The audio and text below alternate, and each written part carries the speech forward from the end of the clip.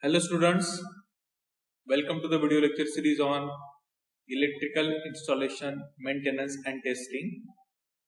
We have started unit number 2, substation and earthing, and we have finished the first two important points of unit 2. Today we will discuss very important concept, that is bus bar arrangements in the substation. So there are types of bus bar arrangement like single bus bar, sectionalized single bus bar, main and transfer bus bar system with the relevant diagrams. So we will discuss the today's important point. These point will surely ask in the end semester exam for 6 to 7 marks. So we will start with the today's content. The selection of a bus schemes is based upon safety, reliability, economy, simplicity and other consideration. So whenever we are going to choose the bus scheme, we have to follow all these points. The most commonly substation schemes used are given as under 5 schemes. So these are the important schemes, and among these schemes we will take few schemes which are mentioned in our syllabus. So the first scheme is single bus bar scheme. Second is sectionalized single bus bar. Third is double breaker scheme. Fourth is main and transfer bus scheme. Fifth is ring main arrangement scheme. And sixth is 1.5 breaker scheme. So by reading these schemes, you can understand that we need the breaker for each scheme. We will start with the first scheme. The first scheme name is single bus bar system. Single bus system is the simplest and cheapest one. In this scheme, all the feeders and transformers are connected to only one single bus as shown. This is a single bus system. So this is my single bus symbol. It is connected with the isolators. After the isolator, there is a circuit breaker. After the circuit breaker, there is a CT connected, and after the CT, there is again isolator, and these are the output from that bus. So we can understand that by using this single bus system, we can form a simple connection, or you can use the simple method which can be cheapest. Second, here we are giving the output to the second point. So this is the isolator again. This is the circuit breaker. This is the CT connected. Then again there is a isolator, and this is the transformer. So in this way we can form the single bus bar system. What are the advantages of single bus system? This is a very simple in design that we have to discuss. This is a very cost effective scheme. This is a very convenient to operate. So simple in operation. Disadvantages of single bus system.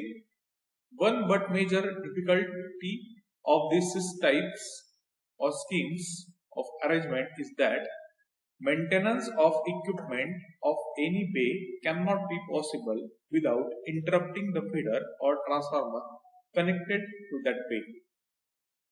This is the disadvantage. The indoor 11 kV switchboards have quite often single bus bar arrangement. So these are the two disadvantages of single bus system. The next scheme is single bus bar system with bus sectionalizers. So we are using here bus sectionalizers. Some advantages are realized if a single bus bar is sectionalized with circuit breaker. If there are more than one incoming sources and outgoing feeders are evenly distributed on the sections as shown in the figure, Interruption of the system cannot be reduced to a good extent. This is the single bus used with the bus sectionalize. So same way, this is the isolator. After the isolator, there is circuit breaker. After the circuit breaker, there is CT. After the circuit CT, there is isolator, and this is the output terminal. So here we are using the bus sectionalize.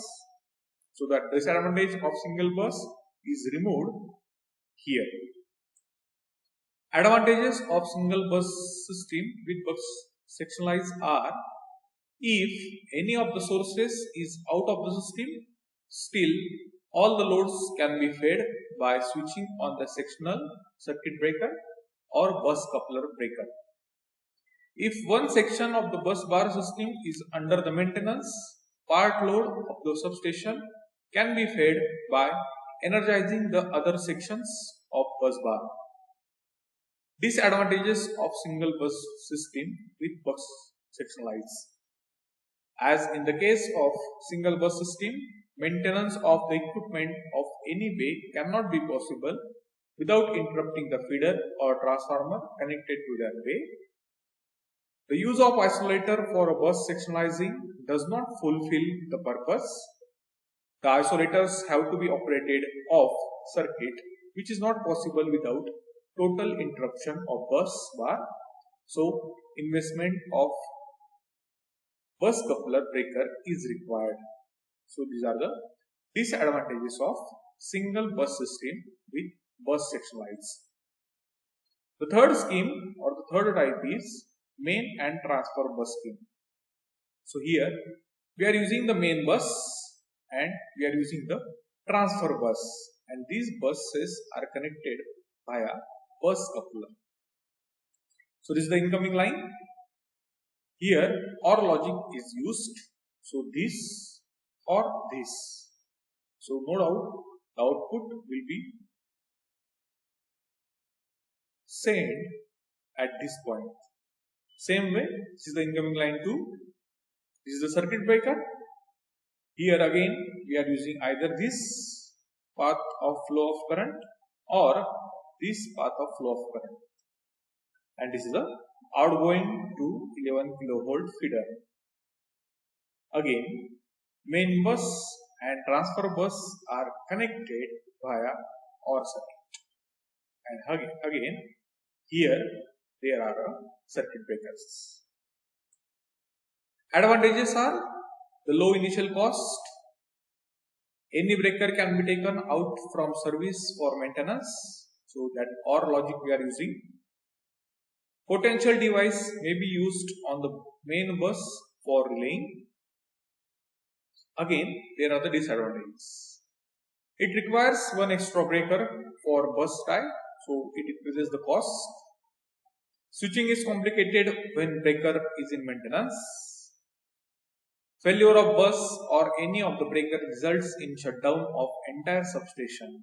So these are the disadvantages of main and transfer bus scheme.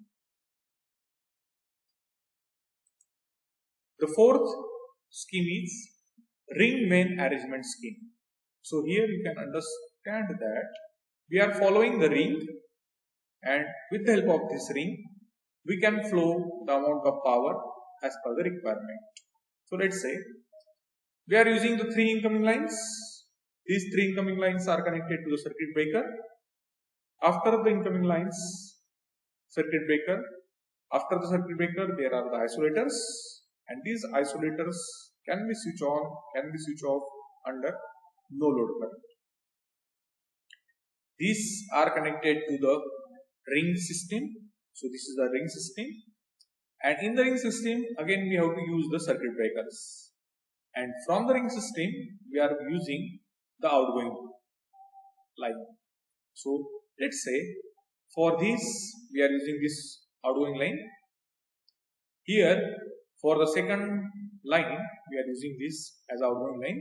No doubt we have to use the isolator plus circuit breaker, and for the third incoming line we can use this as a third outgoing line. So it follows or it shows the ring arrangement, hence it has a given name, ring main arrangement scheme.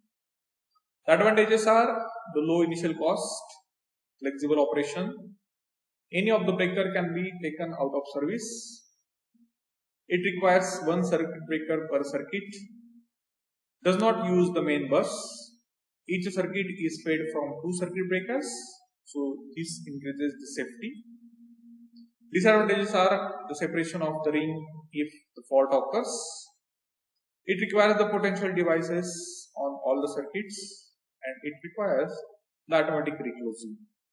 So these are the advantages and disadvantages of ring main bus scheme. The fifth bus scheme is 1.5 breaker scheme. So we are using this bus scheme mainly or majorly for our substation. So let's say this is the incoming line consists with the circuit breaker, this is the isolator. After this they are connected to the main bus. The isolator is connected to the circuit breaker and after the circuit breaker there is again isolator and this is the transfer bus. So here we are using the outgoing bus. So this outgoing bus is again connected to the isolator, circuit breaker. Same way here one can use the power at this point. Again here it is connected to isolator again and the circuit breaker and it is connected to the transfer bus. So you have to keep in mind it starts from main bus and we have to follow this 1.5 breaker scheme. Same way for the incoming second line we can use this 1.5 breaker scheme. So this is called as a diagrams of 1.5 breaker scheme. The advantages are high flexibility operation, high reliability, very simple in operation. Breaker failure of a bus side breaker removes only one circuit from service. All switching is done by breakers. Bus failure does not remove any feeder circuit from service. So these are the advantages. The disadvantages are 1.5 breaker per circuit is required, so it increases the cost. Relaying and automatic reclosing are somewhat involved since the middle breaker must be responsive to either of its associated circuits. I hope you understood the concept of substation bus schemes and we have seen the 5 bus schemes along with the diagrams, advantages and disadvantages. Thank you. God bless you all.